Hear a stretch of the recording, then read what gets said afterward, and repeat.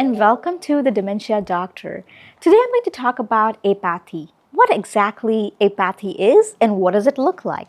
Well, it looks like my dad is sitting in front of the TV for hours and hours without changing the channel. My mom, who used to love gardening and used to spend hours on the flower bed, would just not pick up her instruments anymore, would just not go and garden anymore. I've tried everything. I've brought her new flower seeds and I try to watch videos with her, but she just doesn't do it anymore. That's what we call as apathy. It means that the get up and go drive is gone. It means that the motivation to get started is gone. This is something that I do commonly see with dementias, but it is not specific to the kind of dementia. So I can see it in Alzheimer's disease, in vascular dementia, I can see it in Lewy body disease, or even frontotemporal disease. Typically, apathy or lack of this get up and go is seen when the middle part of the frontal lobe, right here, gets affected due to these different dementias. So when there is shrinkage here, that's when we do see that this get up and go drive is gone. Now it can be on 3 different levels. It can be the motor apathy, that is where we just talk about this literally get up and go drive, where if I'm sitting in front of the TV, I just do not change the channel. I just do not engage with what I really like to watch on the TV. Then there is cognitive apathy. This is where I will not think about the steps I need to take in order to reach whatever task that I needed to complete.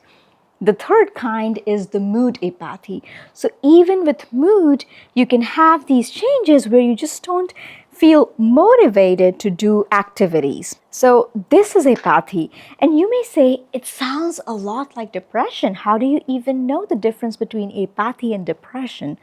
Well, a lot of times my family members, when they are telling me about their loved ones, they will tell me exactly how these two are different. So they will often say things like, well, Mom, when I tell her to go visit her sister, she really doesn't want to, or she really doesn't do it. But as soon as I take her there, she loves it. She enjoys it so much. So the key difference between depression and apathy is that with apathy, our loved ones still enjoy the activities. It's just the fact that the getting up and getting started is the thing that is holding them back from starting that activity. Whereas in depression, we often see that individuals are hopeless, they feel worthless, and they do not really enjoy the activity. Oftentimes also with depression, we see sleep as well as appetite changes, whereas with apathy, these changes are not seen frequently. So now that we have differentiated between apathy and depression, let's now get to the most important part of this video, that is how to address this. How do I help my loved one when I see that they are suffering from this lack of motivation or this lack of get up and go? So number 1, we say make it very easy for them to do the task. Now, how can we do that? And I actually use these tips and tricks on myself when I have to get started on a healthy habit. So make it a routine. If you have fixed that Mom visits with her friends every Saturday morning for coffee, then it's already decided. Neither your mom, neither you have to decide that we need to go to the coffee. It's already there, it's on the calendar. So if you make things a routine, they are much easier to follow versus when you say, well, do I want to visit my friend or not? And then even on the side of her friend, they also have to decide. So you're kind of lowering the threshold for doing that activity. Number 2, to make it simpler, what I often tell my family members is, say if you brought your dad a home project, which he loved to do, instead of just giving it to him, open it up for him, get started, start doing the activities and engage with him so that he can also pick up the tools and instruments and get started. That often helps our family members to engage in the task that is already going on versus to be having to open up everything and get started. And this applies to other activities that my family members describe. For example, gardening. I often say, get your grandchildren together, have everyone help plant the flowers or whatever is the activity that you love to do so much. Having company, having someone who's already doing the task helps us a lot in participating and enjoying the task that we loved so much. Now, the other thing is the way we approach these questions. Number two, another way where we can help our loved ones is by reframing the way we ask the questions. So, we are very used to asking open-ended questions. Would you like to go for a walk? But what we recommend for our family members who are suffering from apathy is to rather have choices. So, would you like to go for a walk now or in 10 minutes? Now, how does this reframing of the same question help our loved one? Well, when you ask an open-ended question like, would you like to go for a walk? That makes your loved one think about a lot of things, and it's cognitively very heavy.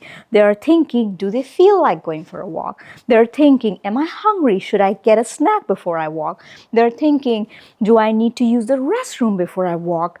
So all these factors and many others that I've even not said out aloud go into this kind of conversation when you ask your loved one, versus when you give them an option, would you like to go for a walk now or in 10 minutes? So they might think, well, I'm not ready right now, but in 10 minutes I might be. So they're more likely to say yes to the activity.